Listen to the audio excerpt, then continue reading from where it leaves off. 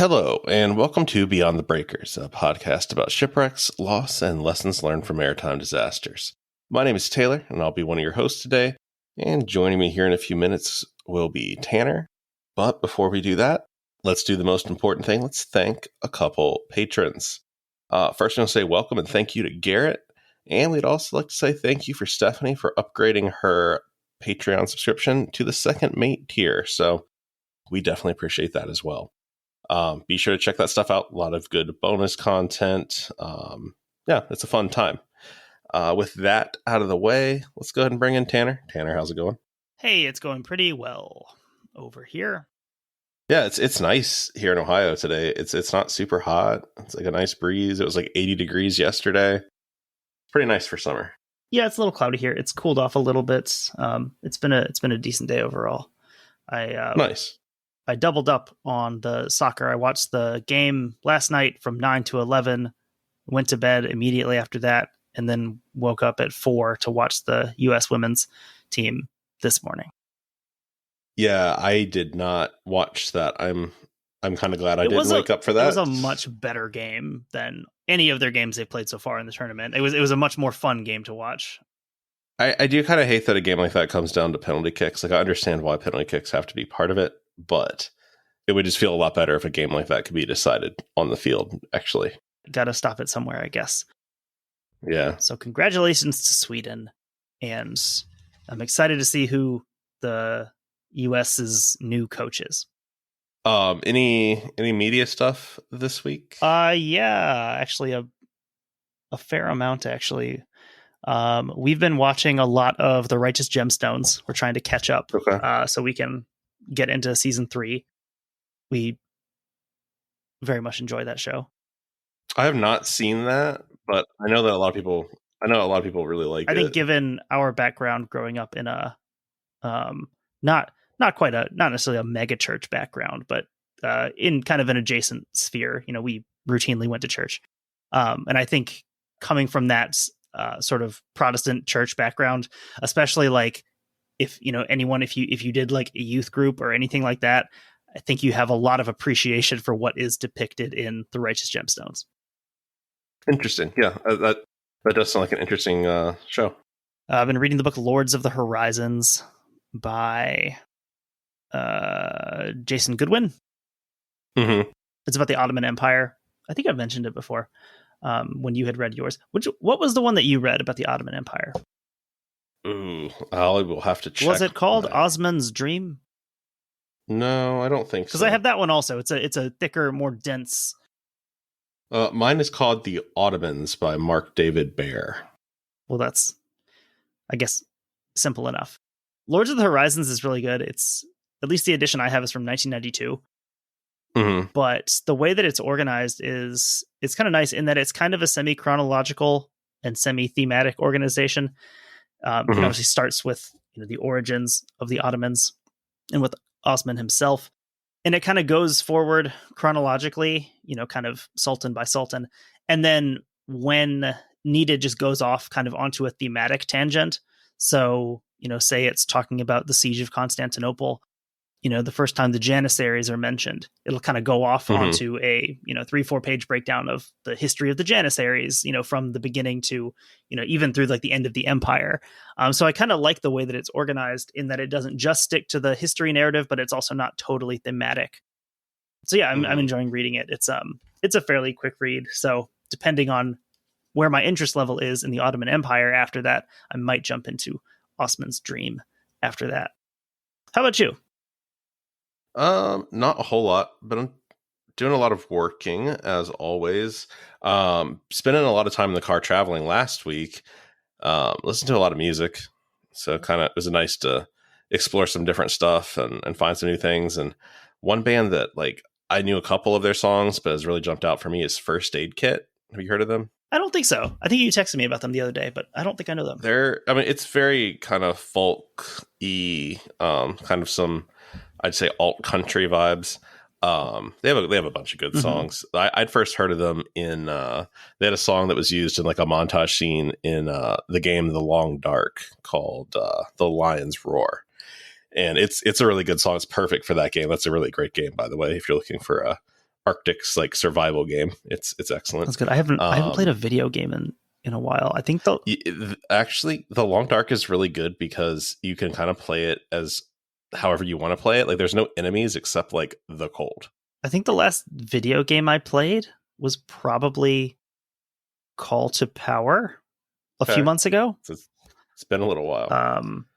Yeah, I haven't played many video games. It's recently. A good one to check out if you're looking for something that isn't like a shooter or something necessarily. It's fun. But yeah, that's where I first heard of them. And then I've just kind of been going through some Spotify lists of their stuff, and it's all really good. It's good stuff.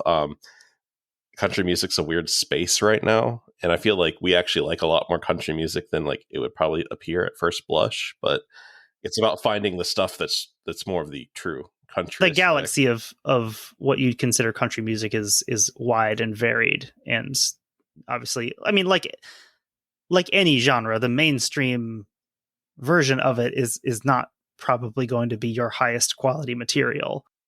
So it's like, yeah, you do have to dig deeper into it, but I think that's probably true for most genres. Yeah, I would say so. But yeah, I've really enjoyed their stuff. So if you're looking for something different, especially if it's kind of like a driving situation, you're looking for something to kind of relax with, it's a good option. So with that out of the way, we're going to move into today's topic. And like we'd kind of gone back and forth on what we wanted to do and everything. We're talking, and we didn't really come to an idea. And we kind of were both like, well, why don't we talk about kind of the state of the podcast? So if you're new, some of this stuff might be really interesting. If you're here for a shipwreck story, I mean, we're going to talk about some, but like, up yours, woke moralists. This shouldn't be your first episode, I guess, is what I'm trying to tell you. Maybe it could be. It could function, I guess, as an intro. We're going to kind of, I guess, reintroduce the podcast a little bit. Kind of like we did in episode 1, but yeah. Do what you want. We'll see who cancels who. Basically, just want to take a look at kind of where the show came from, where it is now, where we want it to be. We don't want to just be on this date, XYZ shipwreck happened, and the next week tell you the exact same story in a different place and a different time. That's boring. And you could just read the Wikipedia articles, honestly, if that's what you're looking for. You sons of bitches. We want to balance the desire to experiment, but also stick to the topics that we're all here for. Obviously, we're all here because we enjoy some maritime history. So I think finding that sweet spot of where that is. Yeah, I mean, I think that's how the show has sort of developed. I mean, we just put out episode 113, and I think all of them, the shipwreck is more of to various extents, but the shipwreck is more the axis that the story spins around without being the whole story, because I put this in my notes for later, but we do, a lot of stuff has to go into trying to tell a story to its fullest extent. And a lot of the things that go into these shipwreck stories on the surface have nothing to do with maritime elements, and so we do have to do a lot of that to different extents. Sometimes it is more of a blow by blow using, whether it's an NTSB or a Coast Guard or an MAIB report. We have those episodes. And then also, we have episodes where we probably talk about the wreck itself relatively little. I'm thinking about like the San Felipe incident episode. The shipwreck itself occupied a pretty small amount of that story, but we had to talk a lot about Catholic order infighting in the 1600s and feudal Japan. So yeah, I think that's kind of always been what the podcast is for. But I think we also have done more experimenting this season. We started, the very first episode this season was an oil rig, which was something brand new. And I think, as you pointed out, it wasn't necessarily something we probably would have thought to do in, certainly in season 1. Definitely. Entering this with kind of the Great Lakes in mind. But yeah, branching out is always a good thing, and being able to cover more stuff. Yeah, absolutely. So one of the things I did kind of prep for this week was look back at kind of where we started. It got me thinking about how I kind of got inspired to start this show, which, like, the quick version is that I looked for a shipwreck podcast and couldn't find one. And I was like, well, there seems to be demand here. But the longer version is what inspired me to do this is I was just browsing Reddit one day, and it was actually like a comedy kind of post because it was talking about how weird it was in the transcripts that someone said, "Oh no," but they said it like Scooby-Doo. Like it's noted. I remember that the Ruh-Roh. The Ruh-Roh Shaggy. Mhm. Yeah, it's like literally noted in the transcripts that it said like that. And Reddit just thought it was the funniest thing ever. And then I was like, oh, you can read the transcripts to this just like you can for like an airline disaster. I want to read it. And before you know it, I'm sitting there reading the transcript for the Alfaro. And I'm like, this should be a podcast. We should do this. And I remember pitching it to you and be like, listen, I know you don't love shipwrecks, but. Well, and that was the fascinating thing for me, because I remember you sharing that with me, and I'm, clicking through the transcript and going through it. And I think I read the whole transcript that was available, because it was very gripping to have that level of, there is kind of that same, I guess, the same true crime appeal of that sort of just morbid knowledge of like this, last few hours, what's going on this vessel. So yeah, I think it was a good first episode. Cause I think it's interesting that we haven't done another episode like that since then, really. Like, I've not done another transcript episode, I don't think. I don't know. It's been fun, though. Like, I would listen to that episode, and I was thinking about all the ways we would do things differently now. Yeah. That would be like a 3-part episode, I think. Mm-hmm. You get more confident in your storytelling abilities. Also, that and the Milwaukee are the only 2 episodes that have never been edited. Like, aside from just the major cuts to, like, the beginning and the end and whatever. Right. Because a while ago, I went through and just re-edited some of them as best as I could. But just due to the problems with the files, I couldn't get the first and second episodes. Interesting. So those are the only 2 that are like exactly as they were first uploaded. And I've listened back to them, and they sound. I think they sound fine for the first 2 episodes of a podcast. I listened to it in the car this weekend, and I expected it to be worse. I hadn't listened to that one in probably over a year and a half. Yeah. And I was like, you know what? Parts of it felt so familiar because like it's kind of how certain things are still what we do. Mm-hmm. And other things I'm like, oh no, I should have expanded this completely differently and done something different here. Yeah, it definitely, there's a lot less freestyle going on in those episodes of ad-libbing things, I think. It's very much stick to the point. Well, and there's a lot less ammunition to go off of. There's less to refer back to. I mean, in our episodes now, like 20% of the episode is us saying, well, remember back in this episode, it's just like this. This is just like what happened here. And we didn't have that then. But yeah, I think it was a good start to the show, especially for me, because it's like, yeah, I was definitely among the group who would have thought like shipwrecks. I would have thought, the Edmund Fitzgerald probably at the latest being like, that was the last big shipwreck. And it's like, it is still something that continues to happen, even with, I remember talking ships. to someone about this early on, like 20 episodes in, and them just being like, well, aren't you going to run out of topics at a certain point? And I remember thinking like, nope, sure won't. Yeah. And then like, I think the next week, the Ever Given got stuck in the canal sideways. And I was like, see, this is why I'll never run out of things. I think the other funny thing in the start is that we kept picking stories that involved Norwegian ships ramming other vessels. And that was unintentional. Definitely an outsized presence of that in the first, few dozen episodes. I mean, the Empress of Ireland, I remember by the time we got to that one, I was like, no way.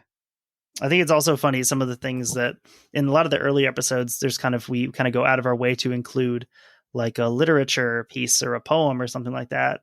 And it's like, we still do that when it's relevant, but I think very quickly you realize that you can't always have the exact same pieces and segments that you always want to have for every topic. Yeah, I think that is one thing doing it. You try a lot of things and see what sticks and what doesn't. And like, as we'll talk on a little bit about some of the things we want to do. And like, we all know some of those things are going to stick and some of them won't, but it is fun for sure. I feel like currently, like where we're at, I love it.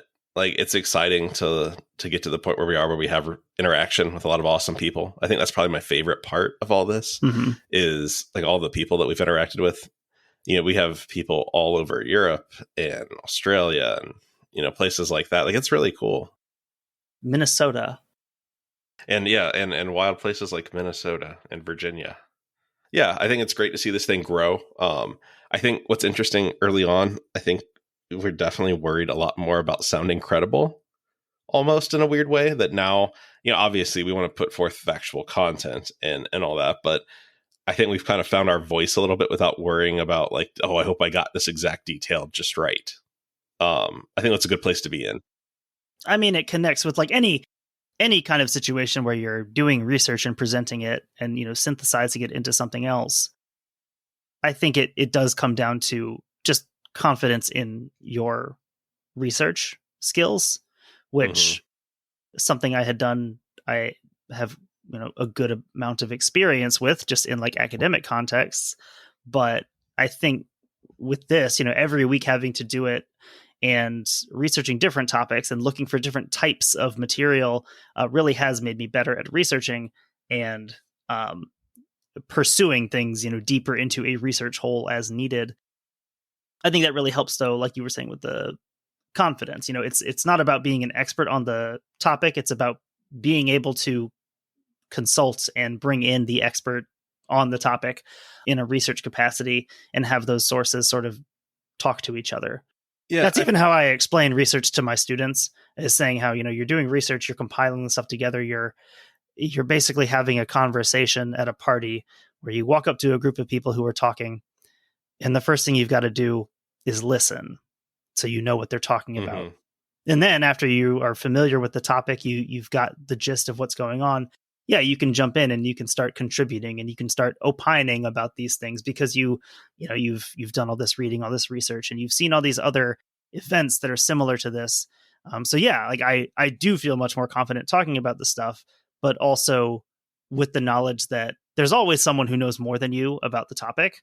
And those people usually have like readily available material to use, especially now where it's not just articles being published, but it's, YouTube channels. I think a great example would be with the Titan submersible. That's not an episode that we researched necessarily, but that was a great example of just how many experts there are out there who do have, high quality stuff that they're putting out. And if you want to know about the stuff to an acceptable degree, like that stuff's out there. Yeah, I think the biggest thing is, I think what makes a successful podcast is the same thing that makes a successful teacher or lawyer. You don't have to be an expert on all the different things you're talking about. Like, you have to know how to present that information in a way that other people can understand it. Yeah. That's the biggest thing. I mean, that's communication, I guess, in a nutshell, any job, really. But I think it's been fun to watch us get better at that. I've really enjoyed that. I guess I'll talk about things we enjoy. What's your favorite episode that we've done? In terms of just enjoyment, I think the Spanish Armada episodes are my favorites that we've done. Yeah, as kind of a passion project. Yeah, I mean, I really like being able to take a topic that I would have said that I knew fairly well, but compared to what we got into, that was, a fraction of what we ended up learning and discussing. So yeah, being able to go a lot deeper and get into a lot more, academic research to produce those episodes. And I think in general, just doing research every week, it does keep me a lot more mentally engaged with things in general. I think it kind of helps me think about other things better too. Just, not always, not being satisfied with the surface, the easiest, the first answer that you get, but then also pursuing that deeper into maybe another opinion or a deeper aspect of this this topic. So yeah, I think that's something it's a transferable skill to other situations. Absolutely. Yeah, I found that even in my real job, there's times I have to research something or try to understand a concept that, might not be something I'm an expert in. And this really does help you, be able to tease out what's important, what isn't, and all that. As far as my favorite episode, I guess it's another series. I guess like this, it makes sense that it's a series because like, you spend so much time working on these series. The Lusitania, that whole series. Like, I feel like if I could like tell people to start with one thing, I'd be like, listen to this series first, like start here. Cause like, if you don't like this, then you don't need to waste your time with the rest of it. Get out of my house! Yeah, I mean, the series is kind of truly just kind of a stretched out regular episode, because I think the first Lusitania episode, we don't talk about the Lusitania at all. Yeah, I think we're pretty upfront. We're like, yeah, we're not talking about Lusitania today. Sorry. It's that background part of the episode. I did also I also enjoyed the Noronic episodes, the 2-part. I think that was our first 2-part series. Yeah, I remember us discussing that. But should we separate this? Especially because that's such a well-known, that's such a big tragedy in the history of Canada and Toronto, specifically. And I knew absolutely nothing about it. And I think also that's a great example of, you see a lot once you read into these stories. You read the contemporary sources, you read the more academic sources about these things, rather than just like the popular consumption shipwreck books. And you realize how many of these wrecks have a popular narrative that doesn't reflect the truth like at all. Yeah. I noticed that in our last episode, I used Mark Thompson's Graveyard of the Lakes, and just flipping through it, I happened upon his coverage of the Noronic. And, even he includes a line in it about, how all the crew survived. And, he has a line about, how the whole crew escaped the burning vessel. We don't really know. And it's like, we absolutely do know why there was no crew on the vessel, or why there was like that. That's something that's recorded in the contemporary sources and in other places too. Like, we know that the crew was mostly off because they were in port and they were not working. So it's like how those popular narratives get basically just repeated, because it is more fun to say like, oh, the whole crew abandoned the ship and let all these people burn to death. It's a better story, certainly. But there's also good stories in, the crew who are returning to the ship to help people escape and fight the fire. There's great stories there in the truth also. Yeah, and I think that's one thing we've talked about a lot, is when we find these discrepancies, that a lot of time the truth is way more interesting. Yeah, very often. It might not sell papers when the incident happens, but if you look at it in a historical lens, like, oftentimes these true stories are far more interesting. Yeah, it's like, fortunately, that's not our job to sell papers. So we saw that with like the city of Everett also, how it allegedly captured, was it Valencia? I think they said it was, and it's like, well, that didn't happen. Yeah, right.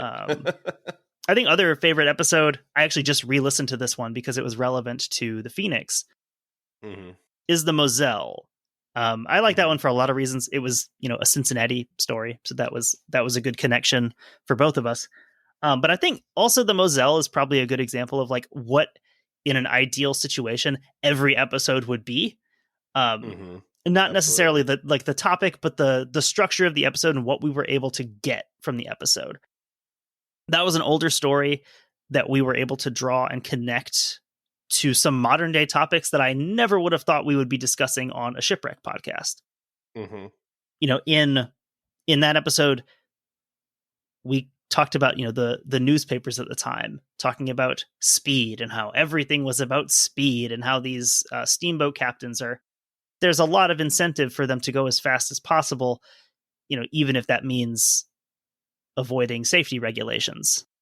And we kind of connected that to the issue of CTE and, brain trauma in many professional sports, but specifically the NFL, and how that really parallels the way that NFL and football media praised these massive, enormous hits for, decades. So long. This was the way that you knew that someone was, a really good all-pro safety, was they were...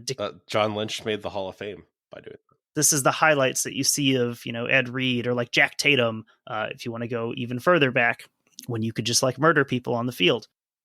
And how much that culture has changed, and how much more we know about this now. And there is a parallel there, even though it seems on the surface like a totally different issue. It is that role like the media plays in playing these things up. And then suddenly when it reaches that tipping point, having to sort of step back and say, oh no, look what we did. And I think also we connected a lot of things to gun control, because the newspapers at the time are saying, this is America. We're a young, hip, modern nation. We have all the best people and all the best technology. Why are people still dying in steamboat accidents? Why are hundreds of people dying in these things every month?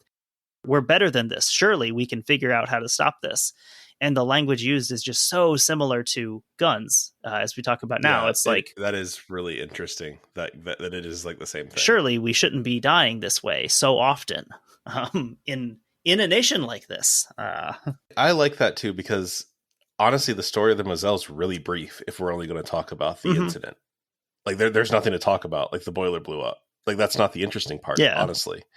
And I think that's the thing that people get caught up in is, if you're just here to hear the story of a shipwreck, sorry. Like we need to talk about why it happened, what it caused. Like talking about, these things like the General Slocum that changed the political bend of the history of New York. Like you can't separate the shipwreck from the politics, Right. in that scenario. Like we have to discuss it. So that's what I like. I do like being able to tease out the broader issues here rather than just the shipwreck. Yeah, in terms of, the General Slocum that was a really tough episode to discuss because of all the fiery death and stuff. I had that one listed as my most difficult episode. I think that was the first one I did where, even though it was an older one, it still felt very real.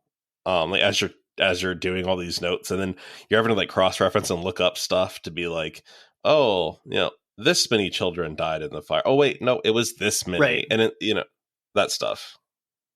It's not fun. Yeah, the older ones are weird because I had posted on Twitter about this with the Phoenix. Is that there's kind of elements of both. It's far enough back that there's that distance in time, and that tends to help being able to discuss things in a little bit more lighthearted manner. But children burning to death is never really going to be a lighthearted topic. Yeah, there's only so much humor you can tease out of that one. But at the same time, those older ones, there is that buffer, but it just seems like and I realize that this is like, what's the term for it? Preservation bias. The things that have been preserved are the very eloquent, the very detailed records of these things.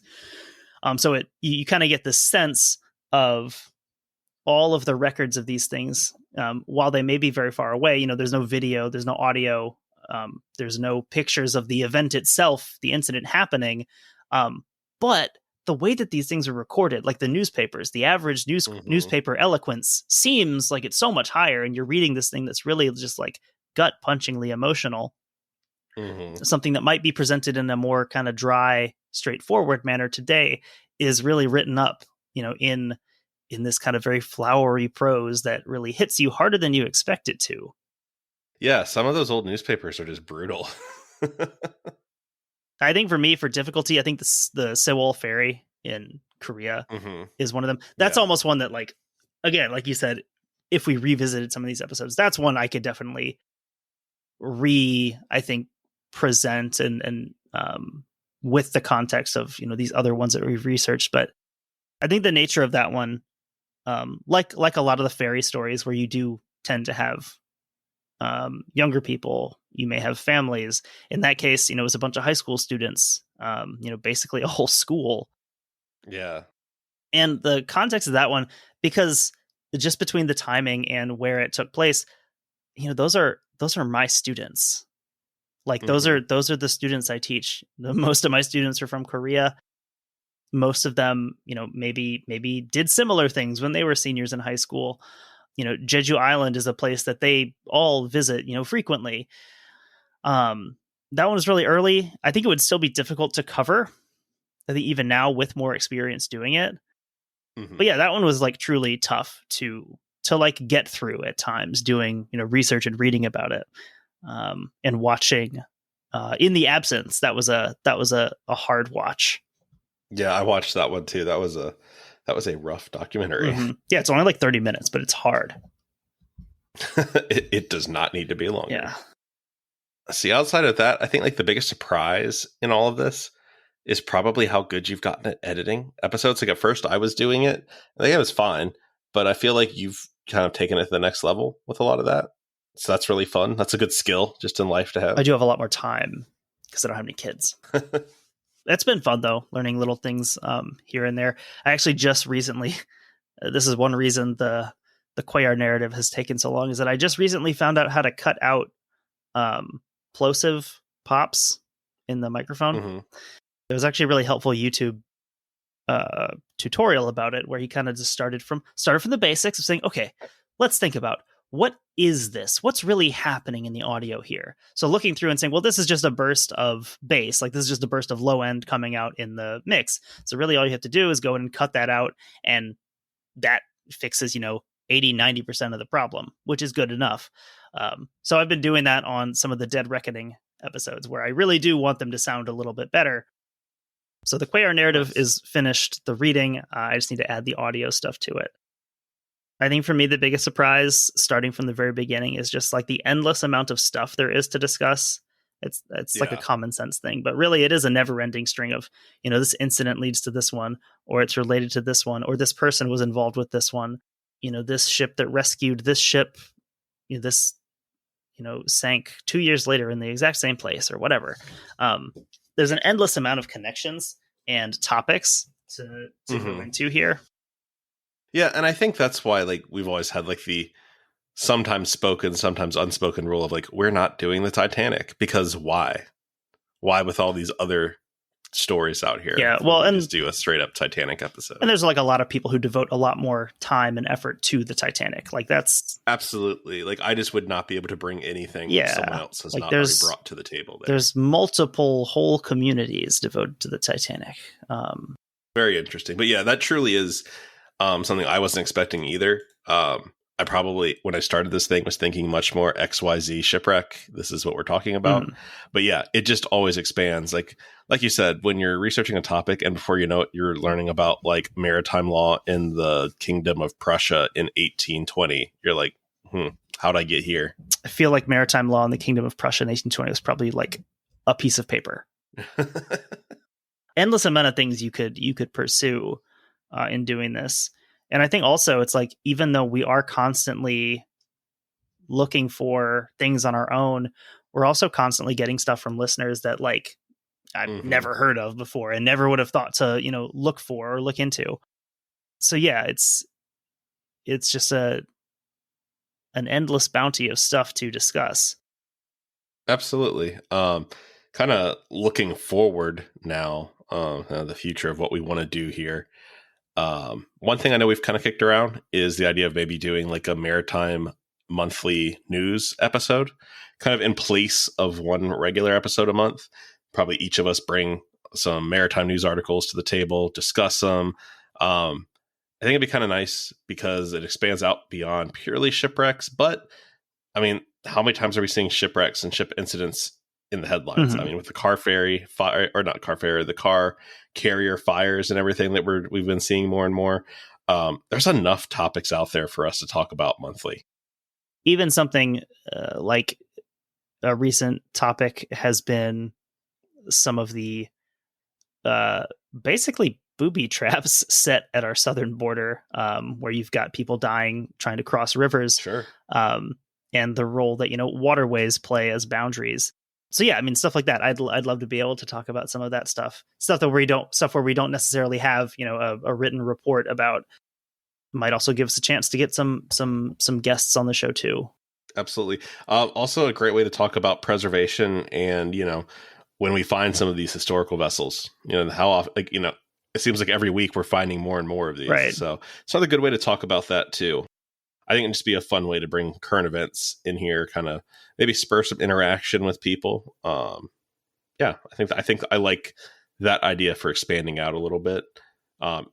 Maybe I can use my alumni status connections and get someone from Madison to talk about the canoe that they found in the lake that's thousands of years old.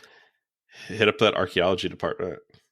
But yeah, I think it'd be fun to move in, kind of just see how the maritime world affects history and culture. I think that's great. I think that's one of the things I would assume almost everyone is interested in here. Yeah. What about you? What other things do you want to talk about, kind of where we see this going in the future? A little bit more about Dead Reckoning. That's kind of just been an off and on project over the past, year-ish plus, year and a half. Probably not going to be going out of my way to do those after I finish up the Quayar Armada narrative. I do have one more that's fully recorded and edited. It just needs the audio, the sound effects. I think after that, I'll probably take a break from seeking out Dead Reckoning stuff.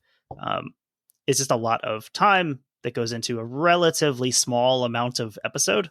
Mm-hmm. So other stuff we want to do with bonus episodes gives us a chance to do more articles. I would kind of like to get into maybe doing some biographical stuff, maybe choosing a person to discuss in some bonus episodes. Yeah, that's an excellent idea as well. Rather than an event or a ship.